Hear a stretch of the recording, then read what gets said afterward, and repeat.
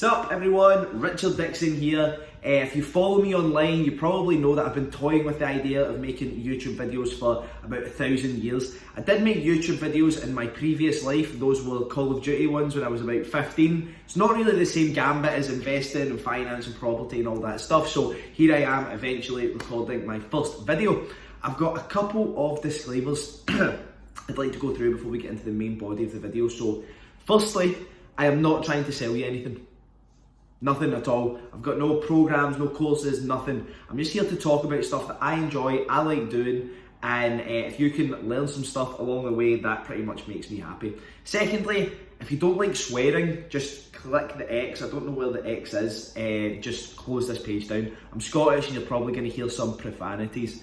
Thirdly, this is not financial advice. I'm not here to give people financial advice. I'm here to talk about, what I've done with my investments in the past and present and what I'm going to do in the future and how that has affected me positively and, the negative experience as well. Anyone who tells you that every single investment I've ever made has been a success is probably a liar. Fourthly, I'm not using any type of professional camera stuff, so if this looks absolutely dog shit when it goes up, I've literally got my iPhone on a car windshield suction pad stuck to my balcony window. So that's what I'm working with. So I'll give you a brief overview on me and how I've got to where I am now. So I'm not saying where I am now as if I'm like some fucking billionaire, I'm not, but I've had quite a cool journey and it's allowed me to do some cool stuff too. So I'm a qualified electrician and investing, they don't really go together. I've got some hires from school, anyone in Scotland will understand what that means. I've got no degree, I haven't studied finance or anything like that. Everything I know is pretty much self-taught from time online, and I have had mentors and stuff like that, but loads of my past investments especially was just all self-taught. So I've traded in the FX markets, trading currencies. I've traded commodities, gold, silver, indexes. I'll talk about indexes a little bit more later, but my real baby, my focus and my service to other people has been RGD property investment. So that's just my initials, by the way. I just went RGD, made that my company. It was the easiest thing to do.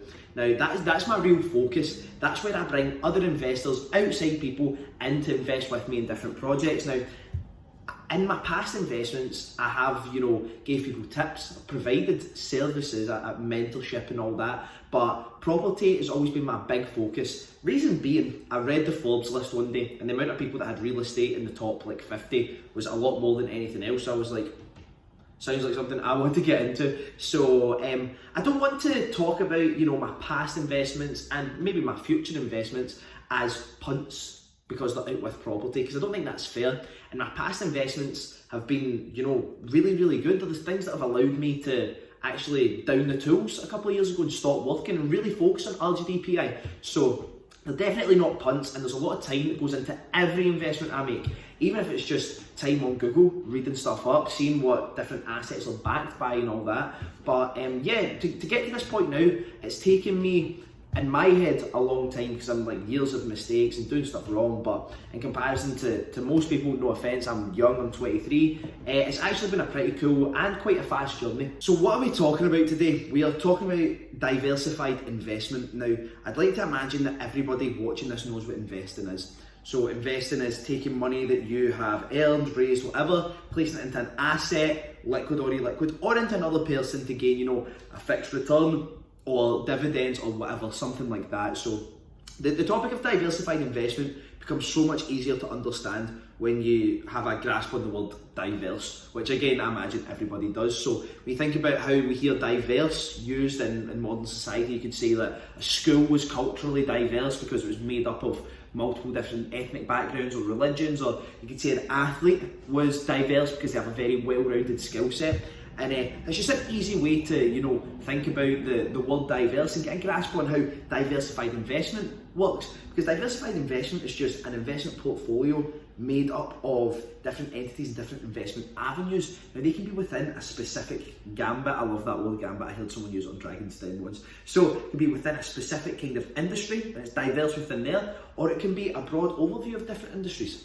So a way that people get a broad overview or a taste of everything, I like to say, is, you know, trading indexes. And I see people that use, you know, index-based funds like different types of ISA and stuff like that. And for those of you that don't know what index is, it's stuff like, you know, the FTSE and the S&P. So when you look at these different assets you can trade, right, these different indexes, they're made up of the top X amount of companies in a country, and the value of that asset that you're trading, the S&P 500, the FTSE 100, whatever, is determined on the performance of the companies on which the index is made up of, right? So loads of people have stuff like that, and that's something that I would say the average type of investor uses. So you've got the average investor, someone from my experience has something maybe like a one buy-to-let property, they've got an ISA, and they've got maybe some money in a crypto portfolio, right? Everybody's got bloody crypto these days. So maybe in that buy-to-let, they've got £40,000 worth of equity because they've been paying it down.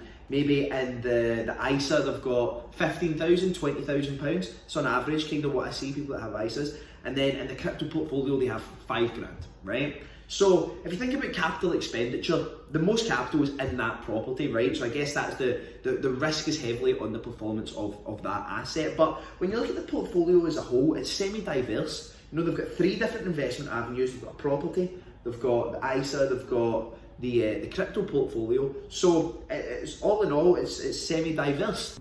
What you can do from there though is you can really drill down into the diversification of each individual avenue there. So let's look at my crypto portfolio, for example, right? And it's not huge, there's not a massive amount of money in it, but it's made up basically of XRP, Stellar Lumens, and Walton Chain, right? So when you look inside my crypto portfolio, it's that within itself is diversified, right? So things like Stellar Lumens and XRP are very similar, the performance is similar, Walton Chain is totally different, that's a long-term investment, but when you look at inside my crypto portfolio, there's 3 different things that I'm investing in there.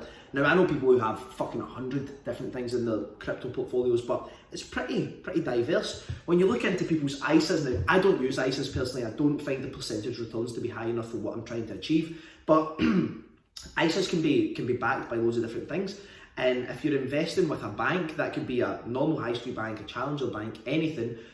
What they use your funds for is generally, you know, lending purposes. So it could be mortgages, business loans. You could be using an ISA that's backed by a fund, like an index-based fund. So when you look into them, even if your money's just in one ISA, it's diversified on the performance of multiple different things. Then when you go into property as well, there's many different strategies and ways to diversify the actual capital. So when you look at the strategies in property, someone's portfolio could be made up of, you know, buy-to-lets, rent-to-rent, which in my opinion I think is dog shit, maybe because I don't know enough of it. People who are flipping houses, people who are building to rent, people who are doing retirement homes, commercial units. It can be so diverse, and obviously that's kind of determined on how much capital you have to be able to invest as well. So we're going to dig down more into the property side of things, right? I was just explaining all that kind of stuff and giving you an overview on me just so you can kind of understand the guts of what I go into here, because I can get into a bit of a zone sometimes where I just spew shite. Not shite in the sense that it's bad info, but I just start talking and don't shut up for about 10 years, right? So when we look at diversification within property and how I diversify with my company, it's a slightly different approach. So for RGDPI, our main goal in the next, say, 2 to 3 years is to amass money. So for us, do rentals and buy-to-lets and HMOs and all those kind of like cash flow returning investment strategies aren't really for us just now, right? Now, that's not me saying they don't work, they're fantastic. And I will continually build my portfolio more over the next few years, but our focus, because of what we want to do in the future, is to amass money, right? So we're mainly doing stuff like flips, conversions, renovations, all those kind of things, because it's just making pound coins have babies, right? That's what we're looking to do, just keep on growing that pot. So that's not to say I don't work with investors who, you know, have large portfolios, and I help optimize the portfolios, but it's not really the focus of my company to do that, right? Within our business, there's different types of investor, but I'll just make it super simple. We'll talk about fixed rate return investors. So basically what we do is we take money off an outside investor, let's say £100,000, we give them a fixed return per year of, let's say, 8%. So every year they get £8,000 in interest, and they can basically sign up for as many years as they want. Pardon me. So that's one of the type of investors that we have, but we'll just talk about them to keep it simple. Now, what we do to diversify our investments with those people's money is different from how I see other people do it. Now, like I said at the start, this isn't advice, there's no right or wrong way. There's people who are a million times more experienced than me that may disagree, but this is what works for me. Now, in general, with most investment companies that I've seen, and if this is you, this is not a criticism. If it was a criticism, I'd say it to your face. But what people do is they take, say, that £100,000 off that investor, they find one house that, say, it's been bought for 80,000, it needs 15 grand of a refurb, the other 5 grand is going to be professional fees, and then it's going to sell for 130, right? So they put, let's call the guy John, they put John's money into that asset, into that house, all of his money's in there, they maybe give him first charge security, they maybe use lending on it so he gets a second charge, maybe there's no security, maybe unsecured lending, and yeah, they do the renovation, it ticks over, and they sell it. Cool, right? That's fine. Now, it doesn't always go like that. Sometimes it's the success of an investment it varies. You're not always gonna, anyone who says every property they've flipped has hit the perfect profit margins is a fucking liar, in my opinion, right? There might be someone out there, but I'm yet to meet them. So that's the common way of doing it. You've got one investor per property. Now, I have a handful of investors that I work with, actually probably only one now, that is like that. That's what he wants. He wants his money in that asset, nobody else, and that's it. He wants no debt on it, everything is cash bought. Now that's fine, I'm okay with that. But how we work on a general basis is very slightly different. So when you think about this made up guy John, if you think about the diversification of his capital, right? All of his capital is held within this one asset that he may or may not have security on. Now, I would like to think any decent property company, even if that asset, if it got torched, right, they would have insurance, or if it just didn't work out, they would have enough money within their company that they could, sell the house at break even, recoup their money, and have enough money there that they could take a small loss and pay the interest back to the investor anyway. Or if they had enough time, find another investment and go again before that year term to give them the percentage return was finished. But the way I like to do it is I like to diversify the capital across the projects. So, do you know what? I actually feel kind of daft explaining this on video, because to me it's not even like, it's not like a super secret technique. It's not anything confusing or complex. It's just how I like to do it. So you might think, oh, that's crazy or something like that, but for me it's just normal. So with our company, we try and run it almost like a fund style, right? And one of the reasons I do that is because that's where I want to be in years to come, is to grow to fund size, and we can really start, investing in really large scale stuff. And it's good to do that now, one, for experience, and two, because I think it just works better for what I'm trying to do. So for example, we use money where it's needed. So let's say we have 5 investors with 100k each, and we've got $500,000 liquid capital there. Now, we just take that money out as and when it's needed, and it just kind of acts as a big liquid pot. So instead of having investor A, B, C and D, or E as well, that would make 5, having the individual pots that can only use individual bits and pieces, we run it as just one big pot. So if we have a property that pops up and we need 100k to buy it and 20k to refurb it, then instead of me going, okay, I'm taking 100k of investor A's money and 20k of investor B's money, giving them security on that asset, and then let's say it doesn't go well. Let's say it's a poor investment, we break even. I don't have to turn around to investor A and B and say, sorry everyone, you guys aren't getting your money, we're just going to move on to the next one. What it allows me to do is go, okay, that house needs 120k. That means I can get 25 from investor A, 25 for B, 25 for C, 25 from D, and 20 from E. So everyone has a diverse amount of money in that property. And then what it means is when the next one like that comes up, it's another 25, 25, 25, 25, 20, or however we want to do it. So each person, say, has their 100k spread across maybe 3 or 4 properties at one time.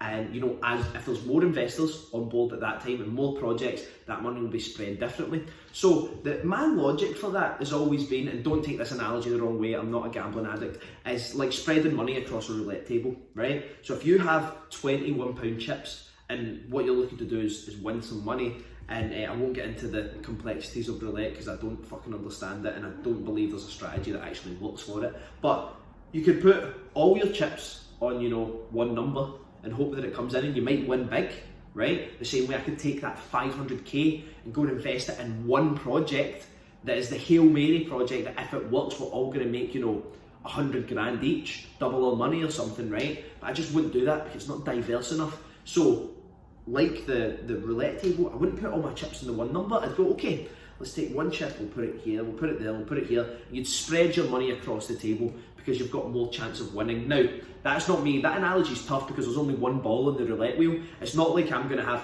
10 projects on the go and only one is going to make money and the other 9 are going to lose. But I'm just trying to get you to understand the whole spreading of the risk and spreading the capital.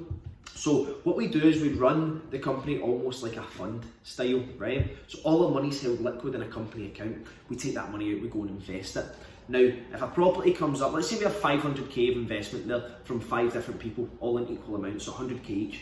Let's say an investment comes up that needs £100,000 total money in. That's purchasing it, refurbing it, professional fees, all that stuff. So I could go, okay, £100,000, investor A, let's take your £100,000, go in there, that's yours. You've got first charge security, let's deal with that. And then the next one that comes up, I can give to investor B, and the next one C, blah, blah, blah, blah, blah. But what I do is, let's say this investment comes up, so I go, right, let's take 20k from investor A, 20B, 20C, 20D, 20A, take that's £100,000 and go in. So the risk is spread across the investors. They now have £20,000 of their capital each invested into one project, making it a diversely funded project. The sun is absolutely terrible just now, so sorry if there's shadows hitting my lovely face. So when investment 2 comes up, everyone's got 80k left, but it's obviously all held in one big pot. And I keep track of all that, by the way, so don't worry, it's like, that's my job, is to make sure that I'm keeping track of where everyone's money is. So the next project comes up and I go, okay, 20, 20, 20, 20, 20. And it's not always going to be £100,000, which is easy to explain it that way. I take all those 20 grands, pass them in, we've got another project. So all of our investors from 100k and up, they've probably got their money spread across, 3 or 4 projects at a time. Now, let's say that out of those 4 projects, 3 of them are a success. They all hit the profit targets they want. Now, some will go above sometimes, which is nice, but it doesn't always happen. Let's say they all hit the exact profit targets we want. Sweet. And we have set parameters for the profit we want to make with different types of property transaction. But let's say the 4th investment is shit, right? Well, not shit, let's say it breaks even, because like I said, I'm yet to lose money on one yet. So that one just breaks even. So that's fine, because the way we've ran it, everyone's money's diverse across the different projects we've got. The profit we've made from the other projects allows me, as the person who runs the show, to pay the appropriate amount of interest to all those investors on their yearly term, whether it's 7%, 8%, 9%, whatever. They all get their money back. That one investment wasn't a success, and we can move on into the next year. The pot's grown slightly because I'll have made profit from that as well, because just to let you know, don't tell anyone this, I don't do this for charity, I also do it because I like to make money as well, right? So the pot's got bigger because I've made more money and I reinvest back into my company too. But if I had run that in the classic sense of investor A, you get this one, investor B, that would have left, say, investors B, C, D and E with good enough returns, but investor A, who had the project that maybe broke even, if his return was wholly dependent on that project, he would have made nothing. And now, I like to make sure that everyone's happy in my company. I like to under-promise and over-deliver, or whatever that shitey saying is. But that just, to me, seems like a totally alien way to do it. And when you look at these big companies, like, when you look at banks and stuff like that, and I mean, there's stuff we can all hate about banks when we think about the crash and what happened to Northern Rock and all that. Like, banks maybe aren't the most trustworthy people in the world, but they do invest the most and they hold the most money. And what do? When you put 100k in an ISA, they don't say to you, okay, hi Mr. Dixon, your 100k is going to little Jimmy's mortgage down the street. He's going to be using it, so if he doesn't pay your mortgage, you can go and chap his door, and also if he doesn't pay it, you don't get any money. What they do is they pile all that money up into one big fund and invest it, and it's diversified. So this is what I was talking about when I say when you drill into the different things, the diversification becomes a bit more apparent. So I really could talk all day about diversified investment, which is something I don't want to do because I'll blow the fucking brakes off you, right? So when I look at how I approach it, and like I said at the start, this isn't me saying that my way is the best. It's just something that's always made sense to me. Even when I was trading FX, trading different things, you never put all your money on one trade, right? In the same way you don't put all your money on black, playing roulette. I mean, there's plenty of people that do that in the world, I imagine, because people lose money all the bloody time. But you never, you're trying to hedge your bets, kind of, right? That's what you're looking to do, is spread your risk. That's why, you know, having crypto in a buy-to-let, or say you invested in your mate's restaurant or whatever, there's so many types of investment. Like, that is a diverse portfolio. It's diverse. But when you look into the intricacies of each bit, you can really drill down and diversify each individual avenue. And like I'm saying with the service we provide at RGD Property Investment, that's what we're doing. And as we continue to grow more money, get larger, and start really going for that professional fund style approach, which is going to take a lot of money, a lot of time, a lot of regulation, that's where we'll be, and that's how we want to use the money. And you know, just now and how I've started using the money is almost like our apprenticeship. Before then, not in the sense that I don't have a clue what I'm doing. Even when I was an electrical apprentice, I was fucking dynamite. But what it does, it allows me to understand and operate that way and show that it's a success, that that business model works for us, and that our investors, who by the way can still have security, don't think because like your money's spread across different things you can't have security. There's still security available for different levels of investors, but like the way we spread that across has always been the most logical way to me, because I don't want to have one person stuck with a dud investment and then the rest of them having good ones, and then next thing someone's on Facebook tagging me, calling me a bell end or something like that. I want everyone to have a good experience. So I don't actually know how long this video is yet, because I've not edited it, and I'm going to edit it on my phone anyway, so it's probably not going to be... Fucking hell. I didn't stand a small animal, it was a toy Tyrannosaurus Rex. So yeah, I've got no idea how long this video is going to be. If it's too long, I'm sorry. If it's shit, then you've wasted your time. You can't get it back. I'm not going to pay you for it, so it's not my problem. If there's any type of content you want to see from me, let me know. As long as it's not like me playing a banjo in my girlfriend's underwear, because I wouldn't do that unless you paid me a really handsome amount. So make sure you let me know things I can improve on as well. I'm always open to criticism. Things I can improve on, things you want to see. I have got topics I'm going to cover over the next couple of months. I'm going to drill down more into my investments, actually show you some of my investments, go around the properties we're working on. What was the other one? I'm going to do a series on how to survive the impending financial crash if you are a property investor, and that's as long as the crash doesn't happen before I actually make the video. And yeah, I've got stuff in the pipeline I'm planning. Now, I'm not going to promise weekly videos, I'm not going to promise fortnightly videos, because I just can't. I don't know how busy I'm going to be, but I'll try and keep up to date with the content. If you don't know who I am and you've just stumbled across this YouTube video and you want to see more of me because of my beautiful complexion or my awesome intelligence, you can follow me on Instagram. You'll see me at RGD_property. Get me on LinkedIn, that's just Richard Dixon, spelled DICKSON. And don't add me on Facebook, because that's just for friends and family, and if you add me on there, I'll probably think you're a weirdo. So thank you for watching the video. If you didn't enjoy it, I'm sorry. Have a good night, and yeah, see you next time. Boom.